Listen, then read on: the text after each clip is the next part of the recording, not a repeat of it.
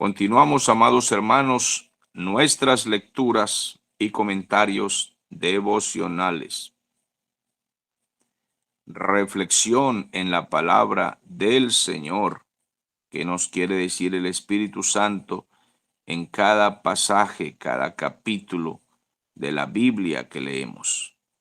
Estamos ubicados ahora en la segunda epístola a los Corintios, en el capítulo 7.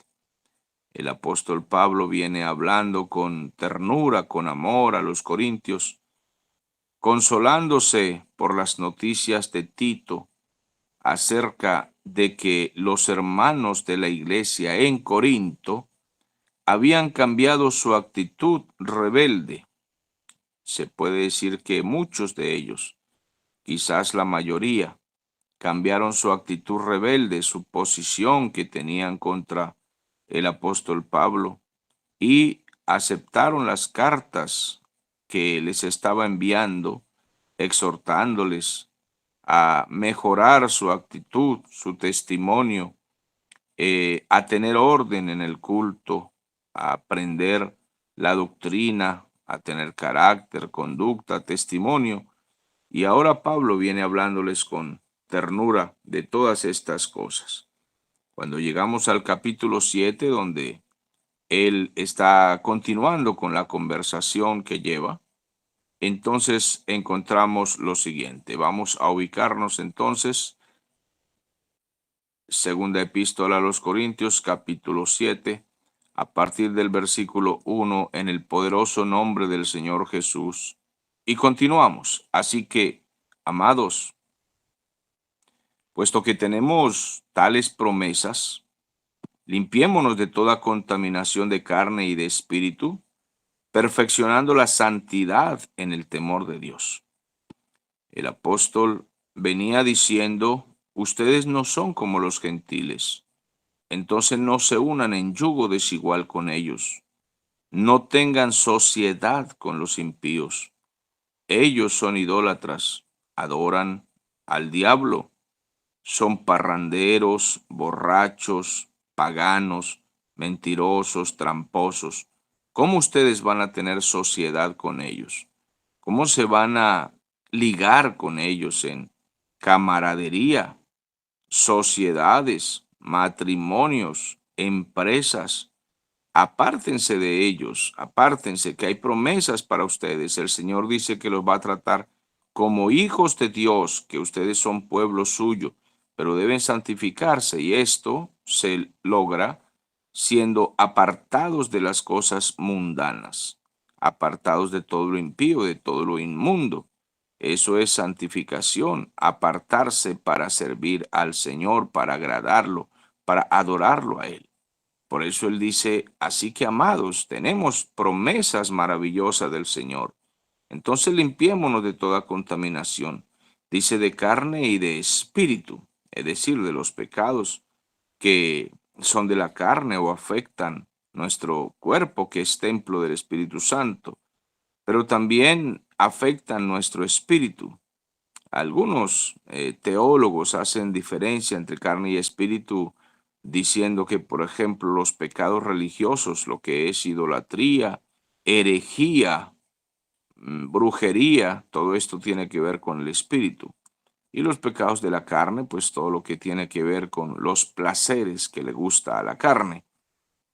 Sin embargo, no entremos en una discusión muy fuerte, muy férrea en este sentido, sino tomemos de manera general este consejo y exhortación del Espíritu Santo.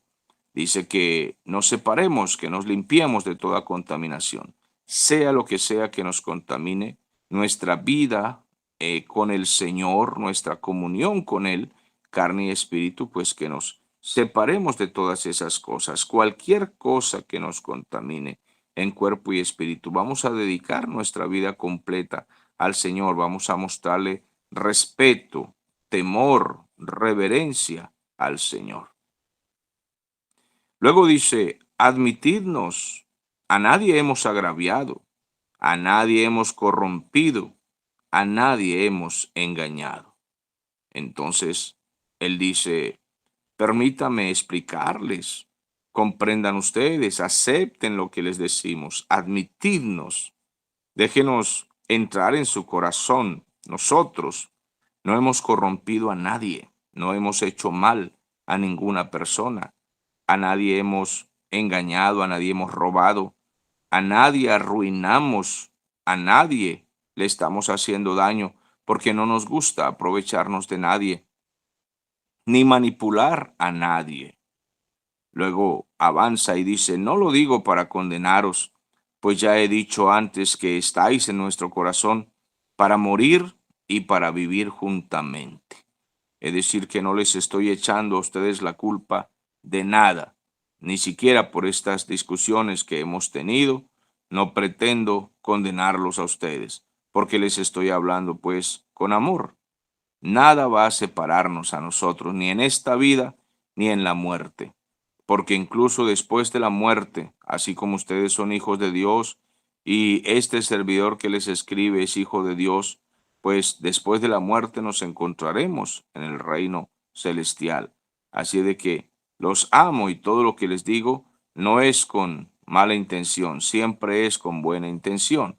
Luego dice, porque mucha franqueza tengo con vosotros, mucho me glorío con respecto de vosotros, lleno estoy de consolación, sobreabundo de gozo en todas nuestras tribulaciones, porque de cierto cuando vinimos a Macedonia, ningún reposo tuvo nuestro cuerpo, sino que en todo fuimos atribulados de fuera, conflictos, y de dentro tuvimos muchos temores.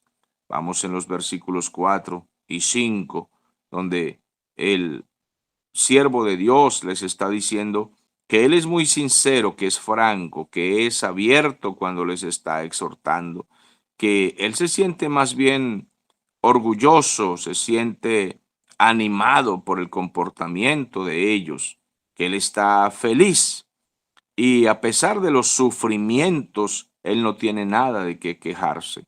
Está consciente de que al llegar a Macedonia no tuvo descanso ni él ni sus compañeros de trabajo, que no eran muchos, pero eran fieles los pocos amigos que él tenía y compañeros. Y dice, no hemos descansado. Cuando llegamos a Macedonia hubo grandes dificultades, tuvimos persecución de mucha gente, de enemigos, pero además dentro de nosotros, en nuestra alma, había mucha angustia, mucha preocupación por muchas cosas. Él no estaba preocupado solo por sus perseguidores, sus enemigos, sino también preocupado por las iglesias que pastoreaba, que enseñaba la palabra del Señor. Él estaba preocupado por el testimonio de ellos, por el crecimiento espiritual de ellos. Tenía muchas cosas dentro de sí. Y esto lo podemos comprender los ministros de Dios, que tenemos fuera de nosotros personas malas que no nos quieren, que nos hacen la guerra. Incluso hay a veces dentro de las iglesias personas que se portan muy mal con nosotros y nos quieren dañar, herir, lastimar. Hay uno que otro por ahí, pero siempre encontramos gente haciéndonos daño. Pero aparte de eso, dentro de nosotros tenemos como ministros del Señor muchos temores acerca de la obra en la cual nosotros servimos, el ministerio en el que servimos. Hay cosas que no nos salen bien, hay planes que hacemos, hay cosas en la agenda que no logran concretarse y cuando no hay el crecimiento que esperamos se nos hace extraño. Señor, ¿será que no estoy trabajando lo suficiente? No estoy sirviendo lo suficiente. Hay muchos temores internos en los ministros del Señor. Estamos dando nuestro esfuerzo, tratando de dar la talla y no vemos los resultados que nosotros queremos. Y a veces olvidamos que el resultado hay que dejárselo al Señor. Nosotros lo que tenemos que hacer es servir, trabajar, seguir haciendo nuestros esfuerzos y que el Señor sea quien nos dé los resultados.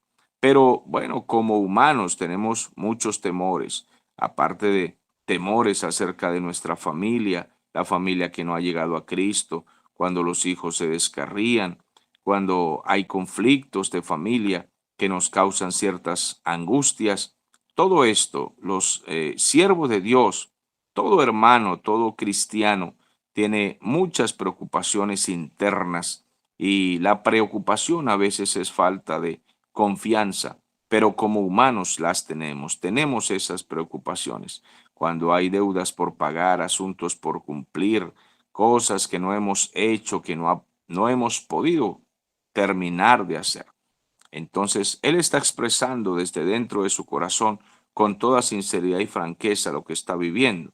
Luego en los versículos 6 y 7 dice, pero Dios que consuela a los humildes, pues nos consoló cuando vino Tito, y no solo con su venida, sino también con la consolación con que él había sido consolado en cuanto a vosotros, haciéndonos saber vuestro gran afecto, vuestro llanto, vuestra solicitud por mí, de manera que me regocijé aún más. En estos versículos, él está diciendo que el Espíritu Santo nos vio desanimados y entonces él nos consoló de diferentes maneras, pero especialmente en este caso con la llegada de Tito. Pablo era un hombre de pocos amigos, era rodeado de multitudes en ocasiones, pero pocos amigos. Él tenía a Tito, tenía a Filemón, tenía a Timoteo, tenía a Lucas, y bueno, en otras oportunidades por allí tuvo a Marcos, tuvo a Bernabé, a Silas, pero no era un hombre de muchos amigos, de hecho algunos lo traicionaron. Él dice en otras cartas que Demas lo abandonó y se fue al mundo. Él dice que Alejandro el caldelero le causó muchos males. Él dice que Himeneo y Fileto, él tuvo que expulsarlos de la iglesia. Dijo, se los entregué al diablo para que dejen de blasfemar. Y así él tuvo muchas traiciones, gente que le hizo mucho daño, cristianos en las iglesias que no eran espirituales y no creían en su ministerio. Pero tenía algunos pocos amigos y damos gloria a Dios por los amigos que son sinceros con nosotros, porque en el camino los ministros del Señor nos encontramos con gente que nos hace daño, que habla mal, que están esperando en dónde nos resbalamos, en dónde nos equivocamos para ver cómo pueden entonces dañarnos. Eso lo hemos enfrentado todos los ministros de Dios. Más vale que el siervo de Dios se comporte rectamente para que pueda tener el respaldo de muchos, pero no se le ocurra desviarse, no se le ocurra tropezar, no se le ocurra caer, porque incluso quienes se mostraban amigos se pueden convertir en enemigos, ya que la carne es débil y la gente no siempre es fiel cuando el siervo de Dios tropieza o los decepciona. Se vuelven a veces como feroces, como fieras terribles contra los ministros del Señor.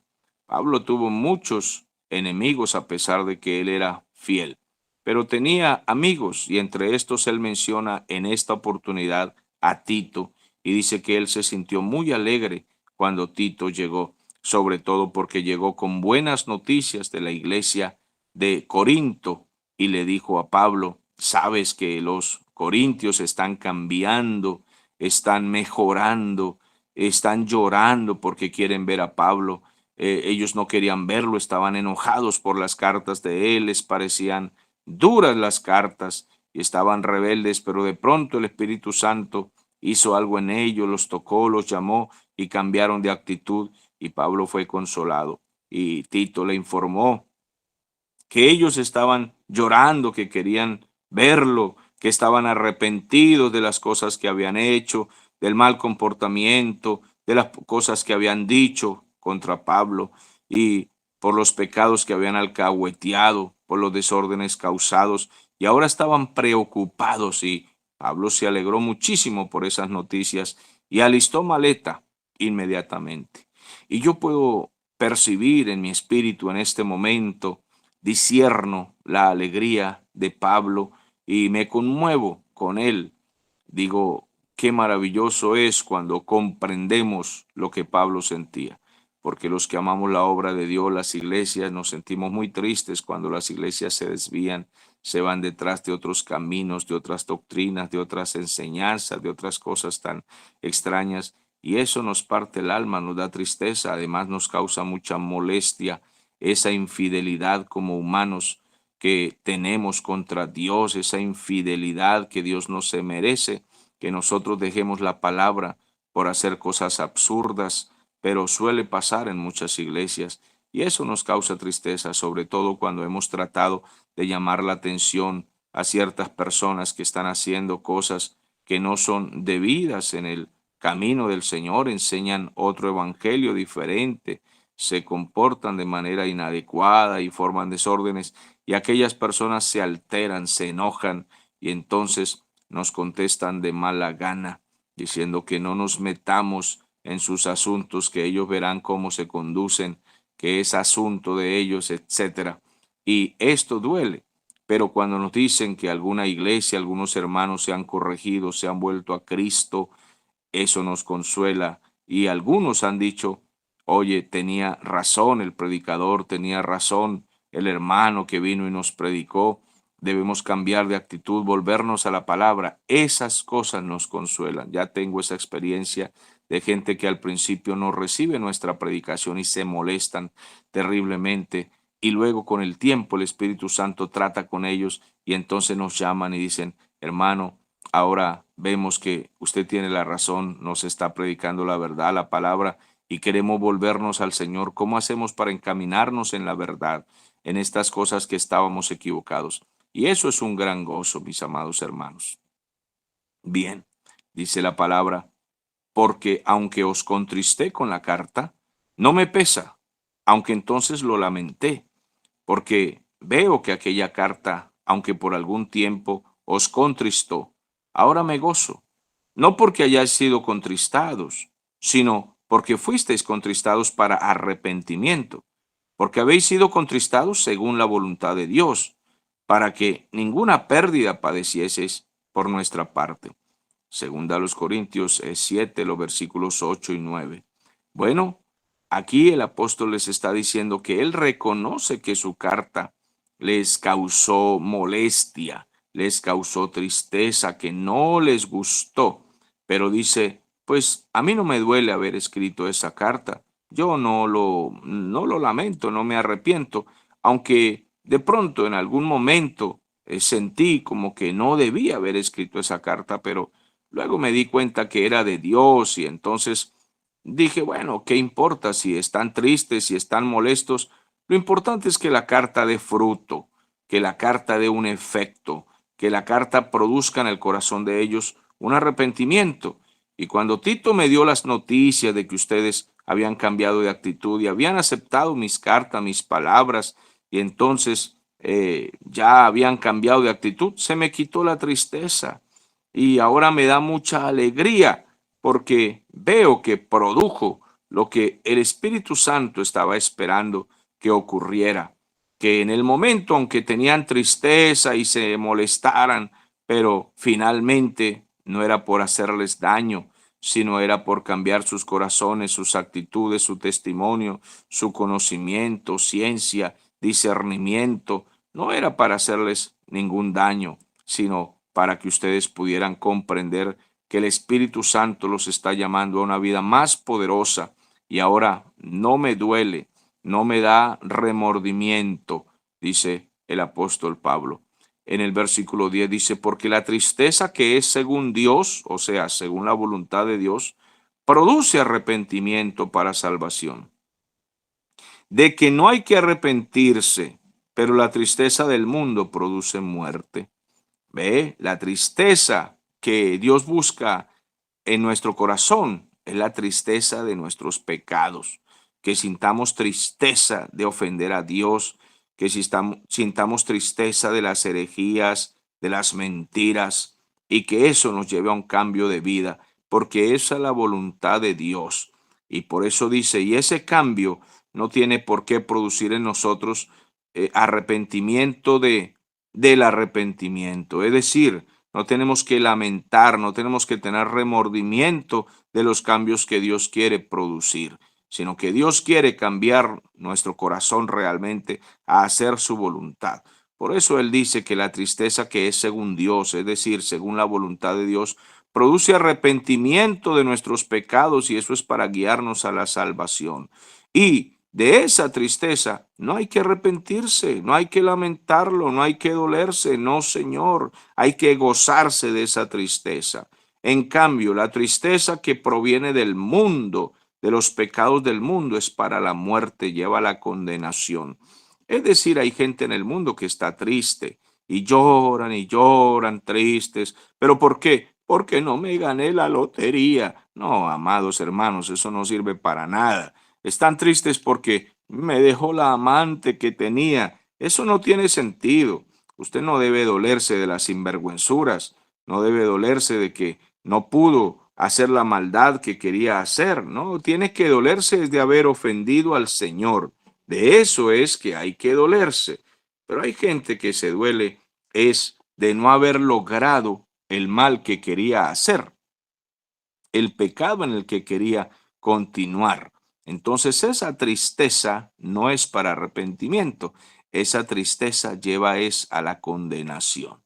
Porque he aquí esto mismo de que hayáis sido contristados según Dios, ¿qué solicitud produjo en vosotros? ¿Qué defensa? ¿Qué indignación? ¿Qué temor? ¿Qué ardiente afecto? ¿Qué celo? ¿Qué vindicación? En todo os habéis mostrado limpios en el asunto, dice Pablo. O sea, dése cuenta cada uno de ustedes que ese dolor, esa tristeza produjo en ustedes vida. Ahora han cambiado, han tomado la decisión de hacer lo bueno, ahora sí hacen la palabra de Dios, ahora sí están demostrando que de verdad son inocentes, que pidieron perdón, que se enojan contra la maldad, contra la perversidad, contra la inmoralidad. Ahora sí sienten ustedes alarma, sienten en su conciencia que han pecado, ahora se dan cuenta que en ese pasado que tenían, era grave y ahora están preocupados. Queremos ver al apóstol Pablo, queremos reunirnos con él, queremos que nos predique de frente, queremos que él venga y nos diga que estamos dispuestos, que nos enseñe a estar dispuestos a castigar todo mal, todo pecado. Queremos demostrarle que hemos cambiado de actitud, que el Señor nos ha perdonado, que estamos libres de culpa. Entonces dice el 12, así que aunque os escribí, no fue por causa del que cometió el agravio, ni por causa del que lo padeció, sino para que se os hiciese manifiesta nuestra solicitud que tenemos por vosotros delante de Dios. Bueno, él está quizás recordando aquí el caso principal que vemos en la primera carta de un hombre que dormía con su madrastra y la iglesia no había hecho nada.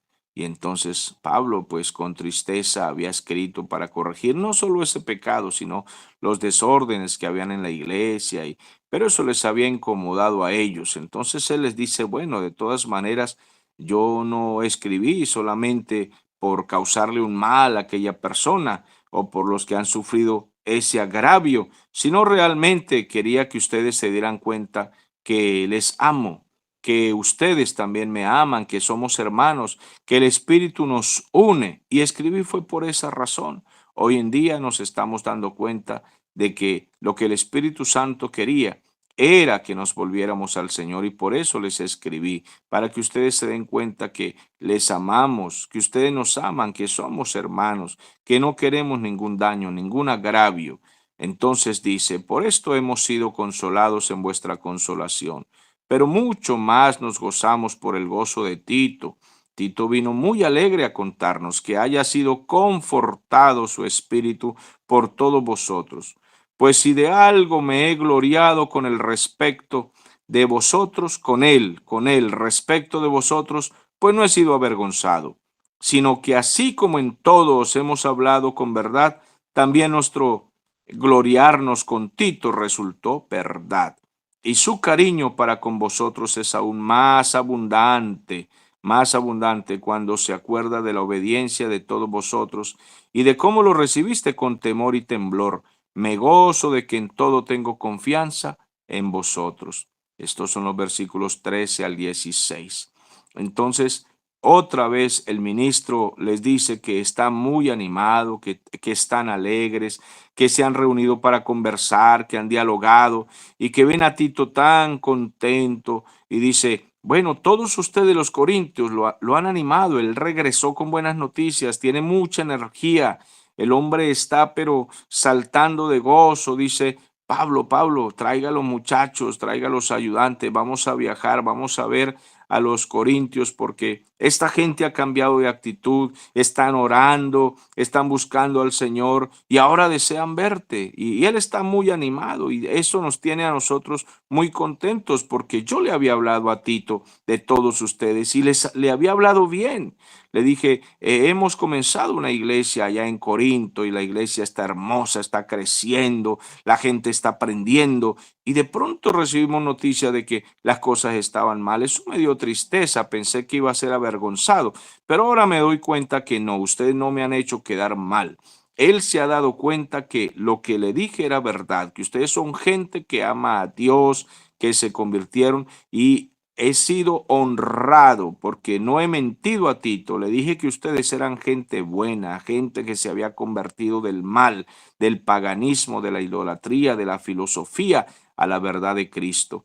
Y ustedes no me han hecho quedar mal. Por el contrario, todo lo que dijimos de ustedes era verdad y Tito se dio cuenta de que todo estaba claro, de que no le habíamos mentido. Ahora él está muy contento al ver que ustedes están recibiendo la palabra con mucho respeto, con mucha obediencia y tiene un cariño muy tremendo por ustedes, un amor muy fuerte en su pecho y yo estoy feliz de confiar en las palabras que Tito me ha dicho y estoy muy feliz de confiar en todos ustedes. Por eso él termina diciendo, me gozo de que en todo tengo confianza en vosotros.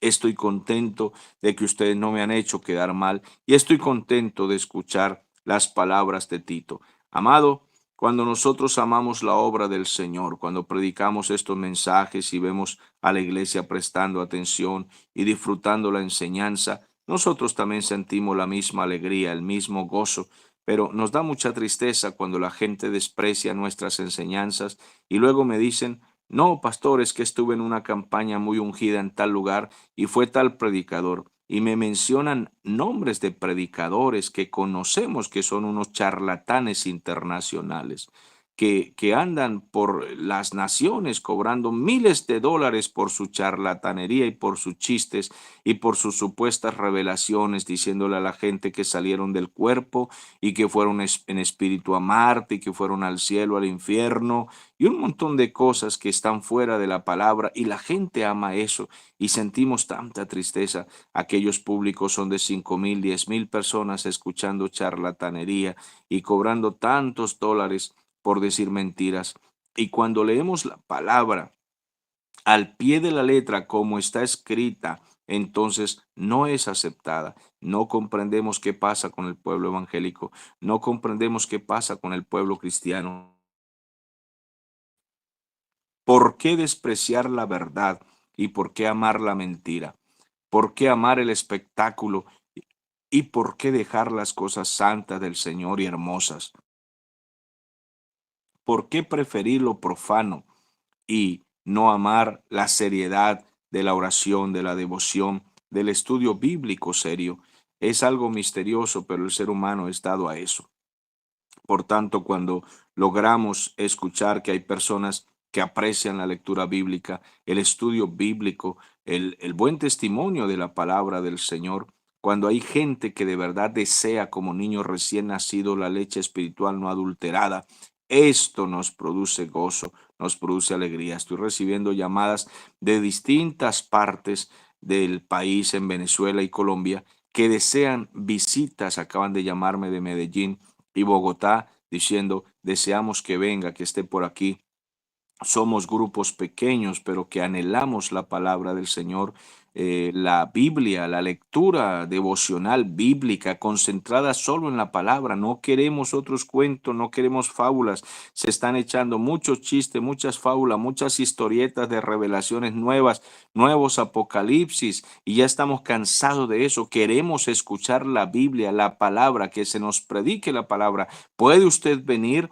Algunos me están llamando diciendo, nosotros le pagamos sus pasajes, todo, pero venga a visitarnos. No he podido concretar por causa de tiempo una agenda con ellos, pero sé que tengo que hacer estas diligencias. No ha sido fácil apartar el tiempo, pero hay gente que tiene hambre. No serán multitudes, pero hay pequeños grupos en distintos lugares que tienen hambre es de la verdad, de la palabra del Señor. Y eso entendemos cuando Pablo dice que tiene gozo de ver a los corintios deseando la palabra de Dios y cambiar de actitud.